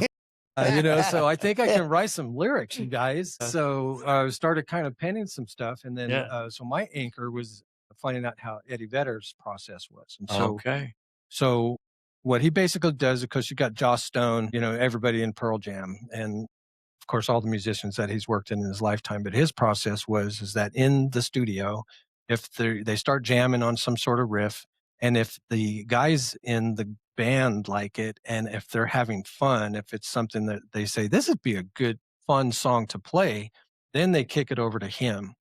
And then he'll take it into kind of a meditative type of environment for himself. And it may happen in the studio, may not, but then he kind of just listens to the music, the vibes, the energy that's coming from the music itself, and asks himself, what does this make me feel like? What is this song bringing me to delve into the lyrics that can express this, right? Yeah. And so ever since then, that's exactly what I've done. So all of our songs were born from that process right there. Yeah, much similar on my end, yeah. See what I'm saying? So I can really relate, to what you're talking about. The same type of thing where I found out in a lecture at UNR that suicide is the third leading cause of death for youth here in our state. And I was just so sad, disappointed. And then we wrote a song called Rain that 2 weeks before I had this moment in class. I was like, oh, this is like a deep bass drive. And I was just like, and it was raining outside. And it's kind of like, it makes me feel like this is perfect because it's just like, this song should be a rain. And they kind of just like, oh, that's cool. How rehearsal is and stuff like that, just mindless stuff. But then in that classroom, I'm just like, so rain, how could I write a song about rain that has to do with teen suicide? And then I said, I'm going to do it metaphorically. In that there are a couple types of people, Kel, when it's raining outside. You get caught out in the rain. Your typical, most of the time, the reaction is to seek cover. And you cover your head with your notebook or your backpack or whatever. You definitely try to rush and find shelter. But some people, especially and probably people that meditate, Grant, some people will open up their arms and lay their head back and they will receive the rain because it's natural and it's cleansing and it's part of life. Just like life's problems that sometimes drive us to do crazy things, mentally, sick things, to harm ourselves or others because we're failing to realize that our life problems, just like rain, are part of life. And you, just like in that moment, you have a choice when those problems come in front of you to either run and seek shelter, your fight or flight, your procrastination, your uncomfortable changing, or you can open up your arms anytime life problems come your way and you say, bring it on. And developing coping and strategic methodology when these problems come to where you understand that life isn't a resting place, it's a testing place. Okay, so that's my soapbox right there for whatever it's worth. But just to get back to, again, the writing process and your therapy and outlet, I can also convey that song Rain was the first time that the audience was singing it back. And they had no idea what that song was about, right? But I know, as you know, that when you're performing and there's a message in your lyrics, the emotions and your delivery, that transfer of energy to that audience is really what it's all about. Do you feel me on that? Could you talk about that? Absolutely, man. No, that feeling first off is just, I'm like, how do you know these, and that you look back and you're like, this person invested time enough to sit down and listen over and over again because it gave them some kind of feeling that they enjoyed, and they've invested enough time to give us the time of day. That speaks volumes to me, fans of ours or whatever like that, and just them acknowledging the time and the effort and the money, blood, sweat, and tears that we pour into this, because we're not making money at what we do. Spotify you're 0.0006 cents on the dollar, whatever it is, after hundreds of thousands of streams, you're like, oh, amazing. And then you get your $800 check. You're like, huh, all right, well, too bad this wasn't free back in the day. But no, that just that acknowledgement, people acknowledging what you do, and caring enough to give it the time of day to let it sit with them and affect them it means everything to me. I always say, like, we do what we do best. We do what we do with authority and sincerity, and I always hope that carries through. And I feel like it does a lot of times. So I love it. Let's riff off of that. Both you guys chime in. Discuss this. What's the role of having a creative expression in surviving hard times that we're talking about today? And Grant, why don't you go first, and then end your thoughts with why it's important to the terminology of being houseless instead of homeless that we talked about a little while ago. Well, so that on houseless versus homeless doesn't matter, right? I think we've done studies on it. I feel it's more about people. It's more about us. It doesn't affect whether somebody gets housed. It doesn't affect anybody's readiness to get off the street. It doesn't affect. I think it's a rebranding that's more performative than it is effective, right? Like homelessness didn't decrease once we started saying houselessness. I gotcha. But it's okay. You can call it houseless, call it person experiencing homelessness, unsheltered. It's a way to make it more palatable for people who don't want to look at it. Point. Yeah. Period. And most homeless issues that people have aren't real homeless issues. They're homeless optics issues. They just don't like seeing it. And so if we can, like you said, make it more palatable anyways, so that's just a language thing. I don't think it really, like, I say homeless. When I was homeless, I said homeless, and then I still say homeless. And are you talking about ways of expressing yourself when you're on? Just any creative expression, whether it's journaling, whether it's learning how to paint. When you're homeless, you're not doing much of that stuff. You're on the bottom of Maslow's hierarchy. There's very little right braining going on. You will see drawings and things like that, but that's usually methamphetamine inspired. You're not going to get too much you'll have people that will do like little drawings and projects and paintings and things like that. And you'll go into camps and you'll see people collecting and cleaning rocks and all this stuff. But this is either psychosis or drug addiction. I don't think it's more of a expression of, so I think it's more driven. Are those things that they may incorporate or encourage in some of the programs of recovery? Yes, but it's doing it sober, right? Like you can do things high is in this bracket, and then doing it sober is in this, and then and so not that drawing isn't bad or anything, but I think a lot of it's driven is drug related, and it's driven by this. When you're really high on meth, you just can't help but start drawing some shit. Yeah, and I think outlet for that energy. You're making me think about some of the crazy rock and roll stories back in the '60s. These guys are just these iconic solos, and they're frying on acid and stuff. That's a whole different ballgame. Yeah. So I don't know if there's because again, you're also in an identity crisis too. So you don't know who you are. You don't know what you like. You don't even know what you're good at. Right. But I think that is a part that comes up in the next phase. Once you get into recovery, that's why, at Reno Stronger, we have art therapy, we have a guitar, we have weights, we have punching bags, we have things like that. So where you can express yourself. And I think once you get into recovery, you start trying things. You start listening to different music. You start meditating. You start drawing. Maybe you suck at drawing, but anyway, you start doing things and identifying who you are. And I think that's an important piece. I think that's the next phase, All I know is that I would pay $50 to $100, to go see the Asphalt Socialites, and their lead vocalist, dropped a dose of mushrooms. Like that would be worth money. Right there, more than that. Just to we'll put you in a safe spot, Rob. It might not go the way you think it's going to go. I don't think so either. I don't know. I might take apart the microwave and put it back together. I'd have to be the one that says, "Hey, Rob, the cops are here." Drugs are good sometimes when you perform, but it's what drug? I remember I took an ecstasy hit right when I was supposed to go out and perform. Usually, it's the timing, right? You're a drug addict, so if I take it now, 20 minutes from now, and you plan it out, and wrong drug. And I remember standing out there, my back was on fire in front of a group of people, and that shit hit, and I was like, Then turned around, walked back. He's like, "What's wrong with the guy? What's wrong with him? Not ready, man."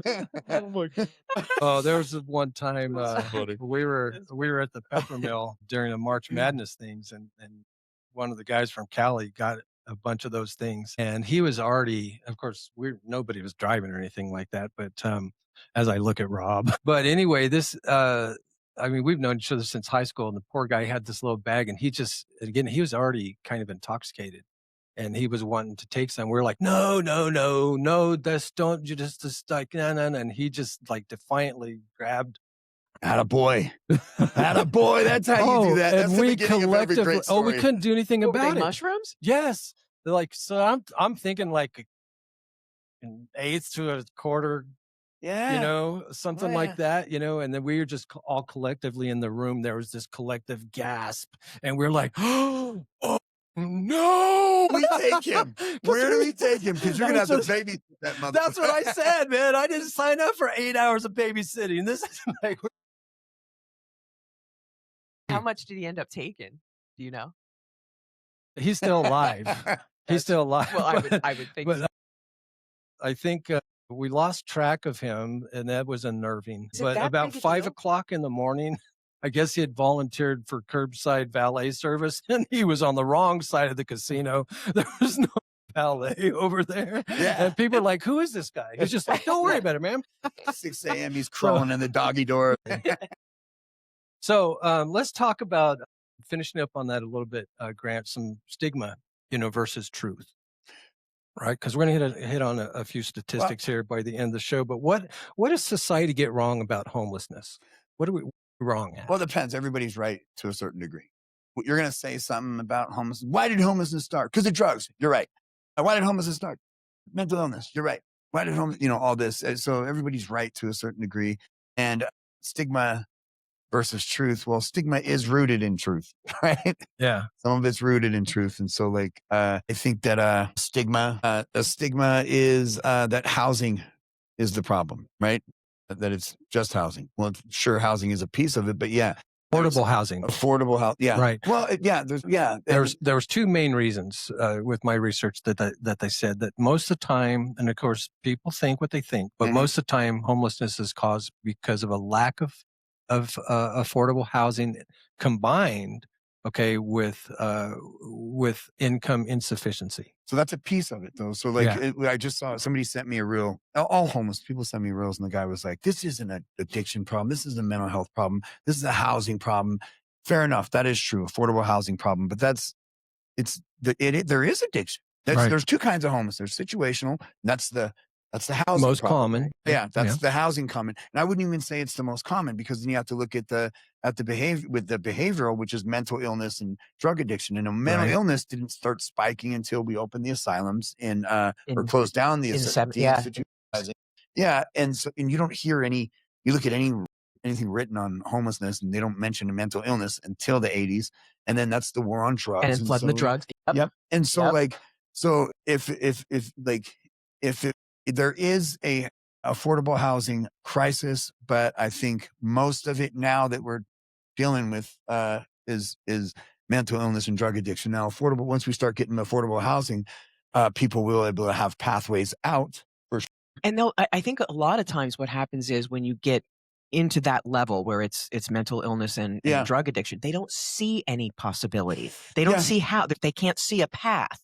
So if those pathways can be opened up, because a lot of there's a big thing out there that the homeless, they just don't want help, and there's a layer of that too. Yeah. Well, so let's now affordable housing. If we tune that up right now, that's going to be more of a prevention thing. You're going to prevent people from being housing, from becoming homeless. Now, once a person becomes homeless, they can develop a drug addiction and a mental illness, no right? And then so you have all these things. So what got you homeless versus what's keeping you homeless versus what's going to get you out. A lot of different things. And so there's this idea that people like, just put them in houses. That's a terrible idea, because you don't know who you're putting in a house, and maybe they can't sustain that house. And the thing is why people, and that's the reason I believe. Well, and the reason that they say that is they really just want the eye blight.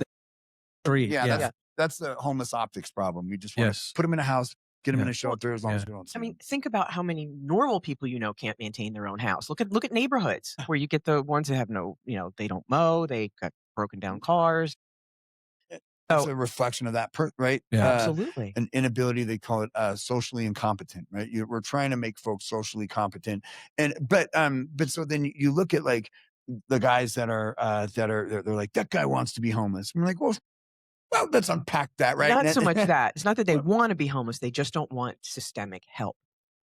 Yeah, and so that goes for a group, and I think where we get it wrong is that has to do with how we've helped, right? Mm-hmm. So there's 3 ways you can help a homeless person, right? You can help them survive, which is if they're starving, you give them something to eat. If they're dehydrated, something to drink. And if they're freezing, you give them a jacket. In the moment. That's survival right now. You can help them stabilize, which is get them into a house. And then you can help them thrive, which is keep the house.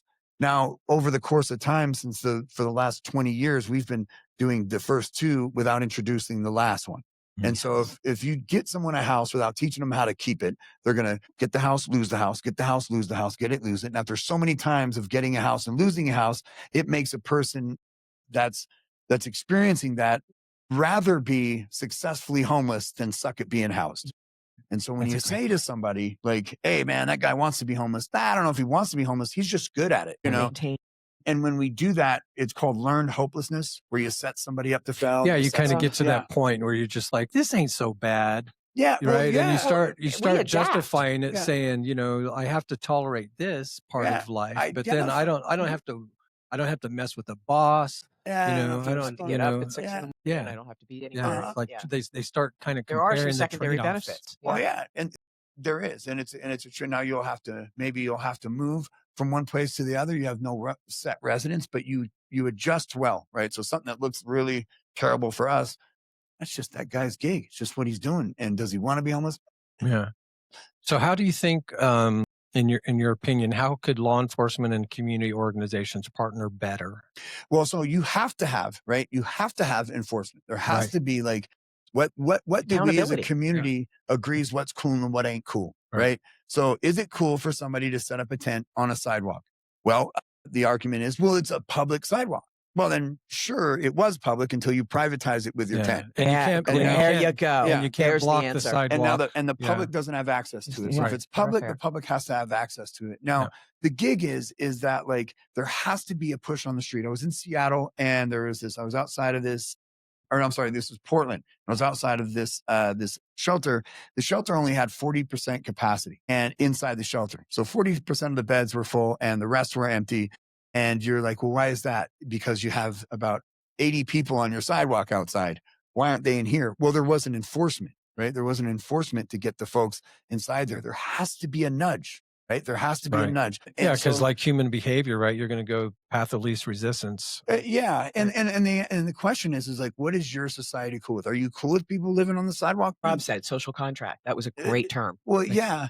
And that has an impact on the rest of the community. You on the sidewalk has an impact on the rest of the community. And not just that, but like, if you could take this person who's currently living on the sidewalk right now and reintegrate them back in the community, we need them. We need folks rowing the boat. We don't need folks rowing in the opposite direction or not rowing. So we have to look at it as not that they're just in the way, but that there's an opportunity cost of this person not working to their full capacity, what we know they can do. And I believe in people, you know, and we believe, and so getting folks off the sidewalk isn't just about, oh, they're a nuisance. It's about that nudge, right? There has to be a nudge, right? With your who has kids, right? You got to nudge these kids. You got to constantly nudge them. You're in the same way with my sons. Like, I'm preparing you for the rest of the world. And part of what we do working on the streets and part of what, law enforcement does is keeping folks in line for the rest of the group, right? What's cool and what ain't cool, what we're all okay with. And then nudging folks to the best possible place they could be. And it's not just, hey, you're doing bad, but it's like, bro, I know you can do better. There's that saying, and it says, do not succumb to the soft bigotry of low expectations, right? So just because that guy's homeless doesn't mean we're like, well, he's homeless. He's not going to make it. Don't bother him. We'll just wait for him to come around. No, dude, he can do stuff. And he's only gonna go to the capacity that we nudge him and help him believe in himself. let's talk about the line or the difference between enabling and empowering, right? So let's say, of course, you have somebody on the sidewalk with a sign. You know, as a matter of fact, that this reminds me of a story. I'm going to go ahead and tell it. So the story goes, you know, I was out walking down the sidewalk, and there was a homeless person, you know, with a sign that said, "Hey, this could be you too." And so I thought about what that sign said, and I put that dollar right back in my pocket. Yeah. Right? Yeah. You know, so what's the difference between enabling a person, giving them cash, and who knows if it's going to go toward their drug of choice? And then, or sometimes, like I can say that, again, not to virtue signal, but when I do not do that, I do not give them cash. But there were times where there was a mom and a couple kids. Yeah. And I'm just like, "Are you hungry?" And then I go and then buy them all a meal, you know, at McDonald's. Yeah. Because I'm actually feeding them, you know, and I'm not just giving them money to give them the choice of using it for good or not, right? So not to be like a tight ass or chintzy or anything like that, but talk about the difference between enabling, which is, I think, giving them a quick cash, So or and actually empowering them. So So we'll start with why do people, and this is how we have to look at it, and why do you give somebody something on the sidewalk? What is not? Is it the Good Samaritan thing, right? Is it biblical? Is it your faith, right? Because in the Good Samaritan, they didn't just give him a buck. They took him to town and they worked with him until he got well, right? So they did a lot more than just giving somebody $1. So we can't really use that. And then you have to look at, like, why is that person there? Why is somebody standing there with a sign? And the answer is because it works, right? Now, there's a few ways we look at this. We look at, like, do you think, and then we have to ask ourselves, do you think that $5 you're giving that person is going to nudge that person to get off the streets? It's going to be the $5 you need to get off the streets. No, you don't? Okay. So that it's going to do what? It's going to get them a meal, but could they have otherwise found a meal without your $5? And are you keeping this? And this is their job. Is it their job? Is they stand there every day? They get up enough money to survive? Let's keep drugs out of it. So let's say you give them $5 and that guy gives them 5 and that guy gives them 1 and they get about $100, $200 a day to survive. So there's no exchange of goods or services. There's no retirement in that. You're not on paper. You're not doing things. So even if they are doing the right thing by standing there on the corner, by just getting enough to survive, it's still only temporary. And it's still preventing them from otherwise getting a real job, which could sustain them longer, where there's, you know, a bigger picture, a thrive portion of it. So I don't give money because of that. Another thing is So would you agree? I guess, and that's, I guess the contrast is, like, I feel, tell me if you agree, that the reason that I don't give cash, or at least I'm very selective when I do give cash, is because I don't want to enable them. I'm looking for somewhere else to empower them.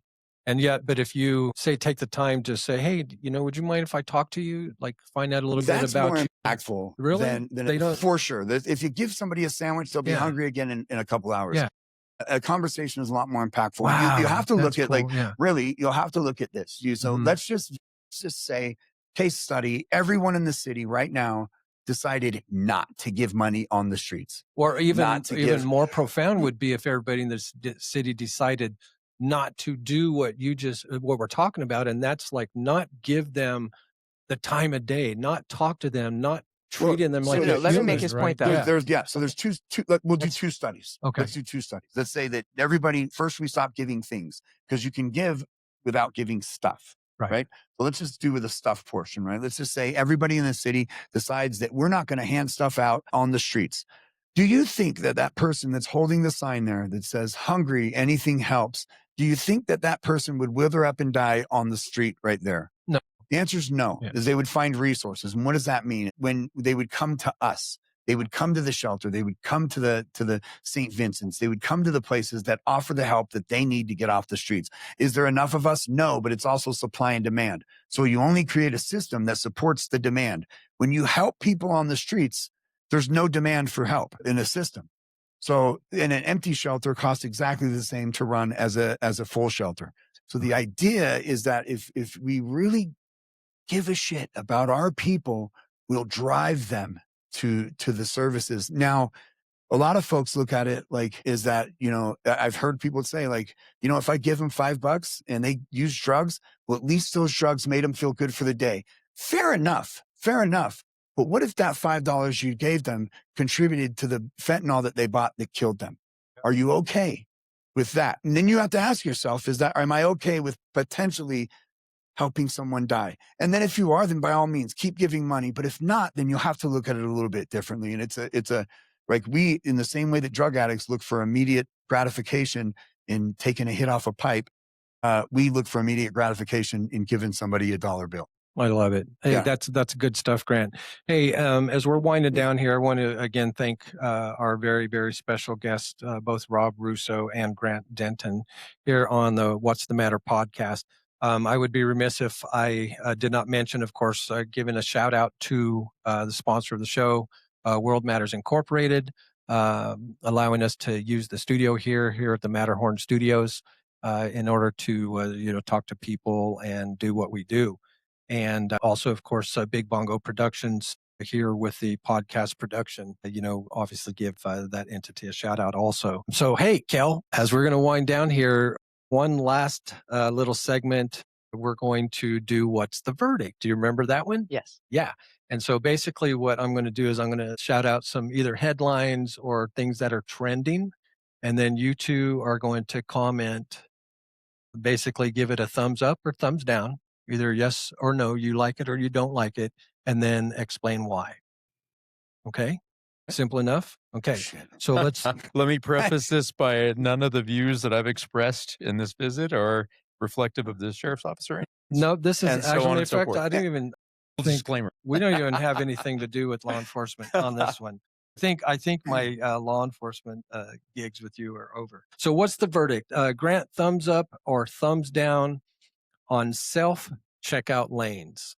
Okay, we've been having this for a while, as far as like Walmart. It's probably the biggest, I guess, example of that. Not that I frequent there a lot, but, there's, of course, old school thought of, that when you're paying for the product, you're paying for the overhead.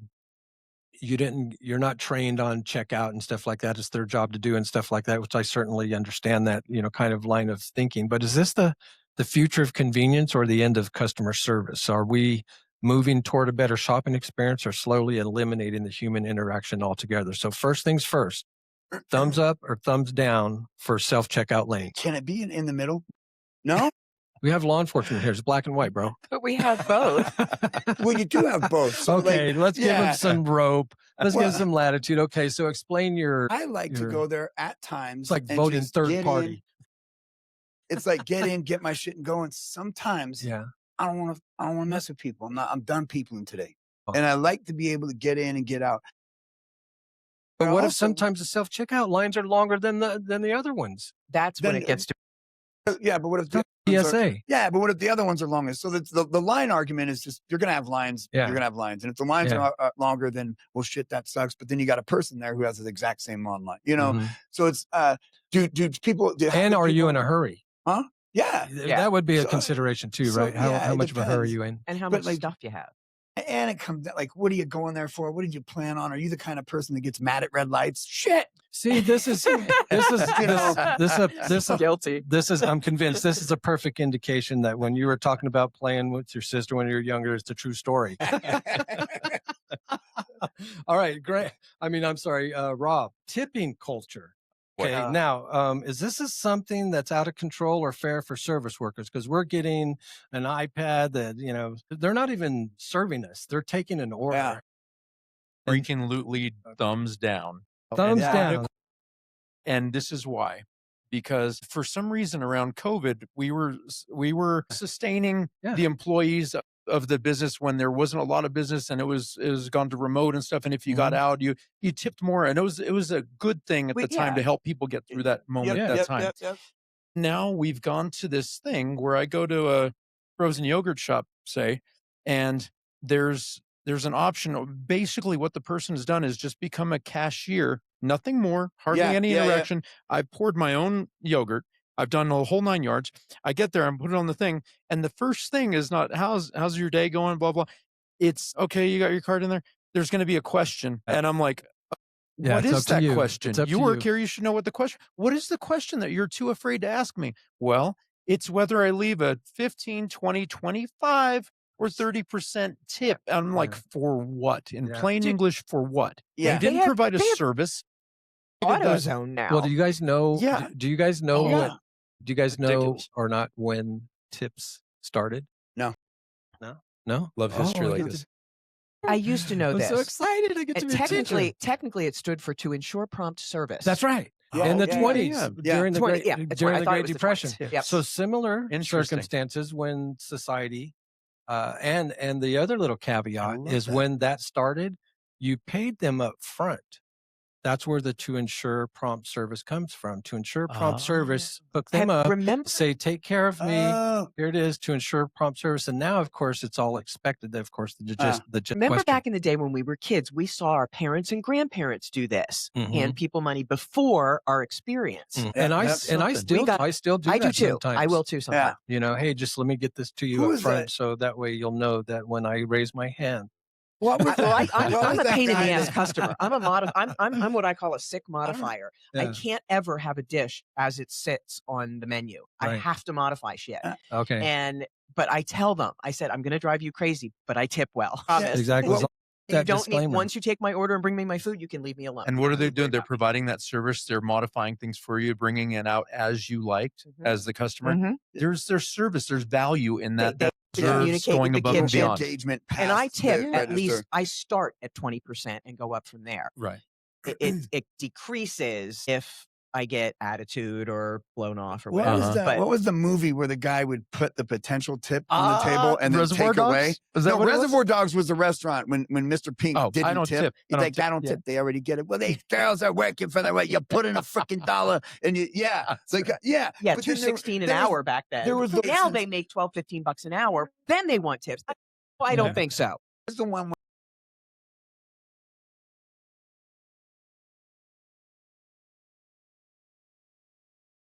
Oh, I didn't make him Like, serious. every Like, see time- that? yeah, Every that- time.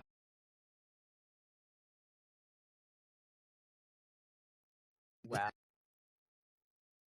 I'm going to have to do Yeah. some These kids research today on would that. never put I up like with that approach. That's so funny. All right, so Millennials let's and Zs, they'd hate that. let's flip around to music again. Okay, so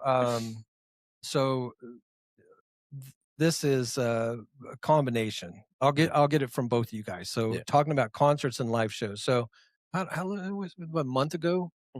Little River Band. Remember, like Little River Band was here, and we go out to the Silver Legacy, and it was like a couple $100. Nothing crazy seats or anything like that. But when you look at like what's being charged, the ticket price versus all the little add-ons and stuff like that. See, I won't go. That's what the question is this worth the price or is it a ripoff now? Because with nosebleed seats hitting like $400, is the live music experience still magical or is it just overpriced nostalgia? What do you think? Thumbs up or thumbs down? Thumbs down, thumbs up or thumbs down? Okay. Thumbs down. I would Okay. rather go see live music, folks get an Local. experience. You're next to folks, you're singing along. I'd rather do that than be in the butthole. But also, Did he say being in the butthole? Got that. See? What kind of sound? No, I do. I couldn't let that go. Oh, I do have that sound effect. Yeah, you do. Here's the after effect. Wait. Oh. Why is it not working? I've been waiting. I'll show. Finally, the stars align. And we're good. All right. So now something that's trending also is silent discos. So Those are hilarious. It's hilarious. Dancing with headphones on Dancing in with public. yourself. Is this cool community innovation or socially awkward group isolation? Awkward group isolation. It is the So- weirdest thing ever. Yeah. From It's the so outside, weird. Have you Yeah. done it? Yes. Yeah. It's weird. Everybody's Really hearing the fucking same weird. music, yeah? Yeah. Dude. What's the That's a difference perfect- between that and like VR? Right? You're not really It's seeing. auditory VR. I think Yeah. your Your environment is not. I- In but, like, VR, you'd be in a virtual club doing this. seeing Right. it's But you nutty. still look as silly. Well, but that's from the But you'd be at outside. your house. Who's ever been at the gym, right? You've been at the gym. You got your headphones in, Right. and you're like, and you're, Yeah. you're rocking out, right? Yeah. Like that's it. And then I've like been there, and I've seen guys rocking out. I'm like, what a weirdo! And I got my shit on. I danced in CVS. He's got his little social influencer stick. Those guys. Uh, Oh god. Oh my God. goodness. I can't All right. imagine. AI generated art. Rob, thumbs up or thumbs down? Is this a creative breakthrough or a threat to conventional artists? Because if an algorithm can paint a masterpiece or drop a beat, does it count as art or is it just mimicry? I think it should be its own genre of stuff. Really creative. Yeah. I'm not going to say thumbs down. You just want to categorize. I want to categorize it, and because I don't think it takes away from organic art, and because people know, when you're looking at it as something that's digital art, it doesn't have the same energetic feel of something that, like when you look at a Picasso or a Monet or something that somebody did down on Dickerson. It's just isn't as moving. And I've seen some beautiful AI art, but I'm just like, that's cool. I could do that. Exactly. Like, I think that's the key right there is being able to look at it and go, oh, hey, I could do that too. When you look at a real piece of art, you're like, I could never do that. Yeah. I think the difference is because the non-AI art comes from the inside. Exactly. And something, again, that something is organically human it just kind of sets it apart. Yeah. And usually the motivation behind it is different too. It's inspired rather than curiosity, just something going, hey, I think this is the last one. It's like seeing those pictures that look like a picture, like somebody snapped it, and then someone tells you, like, no, someone drew that. And you're like, what the? Right. Yeah, like that. Like it's a black and white. Or tattoos. Oh, hyper realistic tattoos. Yeah. All right. So this has kind of been around for a little bit, but it's still trending. So public napping pods. Is this revolutionary wellness, or is it kind of just weird public nap rooms? Because airports and cities are piloting, no pun intended, nap pods to combat burnout. And what do they mean? Can you define it? Are they like just on are they just on the street random? You open up your pod, I think they're like the like buildings. They have them sometimes in some office settings. But just think like in the airports, you got your little massage chairs. Yeah. And so in some areas they would have nap pods. It'd cost you a little bit of money. It's quite prevalent in Japan. They have a lot of that. I was going to say that's an Asian thing. That's a big Asian thing. Yeah. No, like power it's to nap. have a little power nap, bro. Yeah. You can push through. Like, no, I totally. I'd rather be in that than the crashed out on an uncomfortable chair waiting for 3 hours at JFK. Hard. Or having to pay for a hotel room when you don't. You only get 16 hours out of a hotel room pay anyway. It's like they kick you out early and then they get you in the door late in the afternoon. You're like, wow. Well, my alternative is it's either the nap pod or I'm going to set another personal record for Bloody Marys in the airport. Right. Yeah. Right. And in your pilot's costume. Oh, that's a good idea. I haven't thought of that. So Rob does have a criminal mind. I love it. That would be right. All right. I would say that's criminal. Just a little subversive. Matter of fact, little statistics. And I think let's look at this. Okay. So 1 in 30 children are homeless. 1 in 30. So that's this current statistic. And that equates to 2.5 million annually. 1 out of 30 kids. That's a lot of kiddos right there. Yeah, and I think it'll have to have a clear definition That's a lot of of what potential. they're saying homeless is. Does homeless mean that they're living with another family? Does homeless mean they don't have an address? Or are they under the state's care? I think, and then there's unsheltered homeless, right? Yeah, I think the query was of all the homeless people in the United States, what's the percentage of them that are children? That was the search. Okay. Yeah. So 1 out of 30, which just like at first you go 1 out of 30. That's not as bad as I thought it may be. But then when you look at 2.5 million, you're just like, we got to fix that. You know what I mean? And then when you think that's 2.5 million potential burdens on society. And the 2.5 million that are going through what these two gentlemen, have went through, along with all the uncertainty and trauma. Matters of fact, most common reasons people end up, we talked about this a little bit, most common reasons people end up unhoused is due to lack of affordable housing combined with insufficient income. We talked about how many karma boxes are active in Reno. And then here's an open-ended question. Kelly, we haven't talked a lot with you. A lot of times it's just you and me together, but we had a couple of voices. We had such better voices today. Yeah. What is your biggest takeaway from today's show, from how the community comes together, has come together here, and what else do you think that we may be able to do? I'm so impressed because, you know, these guys come up with such absolutely brilliant points, and just a matter of getting people to hear them. I mean, you know, you hear the stuff that you guys say, and it's just, well, of course. Yeah. And you know, then we can plan from there. You know, I think a lot of people sit around and lament and, oh no, what are we going to do? Or they complain, but they don't think, you know, about the next step. Like, what would I do to solve that? You know, oh, I can't do anything. Well, but what would you do if you could? And then elicit as many ideas as we can and see which ones will work and what ones won't. And, Yeah. you know, and go from there. But I think it's a matter of, you know, really listening to these voices, especially with you guys having been there. That lived experience is priceless, absolutely priceless. And the example you set as raging successes in your lives is, you know, guys like you are the ones that need to spearhead this kind of stuff. Yeah. You know, and then the rest of us can, you know, you can tell us what to do and we'll do the tasks. But, you know, it's you guys getting out there with that energy and that, you know, expression to people that it can work. You can get out of it. Yeah. You know? So I love it. So a couple more things here. So washolife.washoecounty.gov is the website. It talks about how Washoe County has housed 592 people permanently.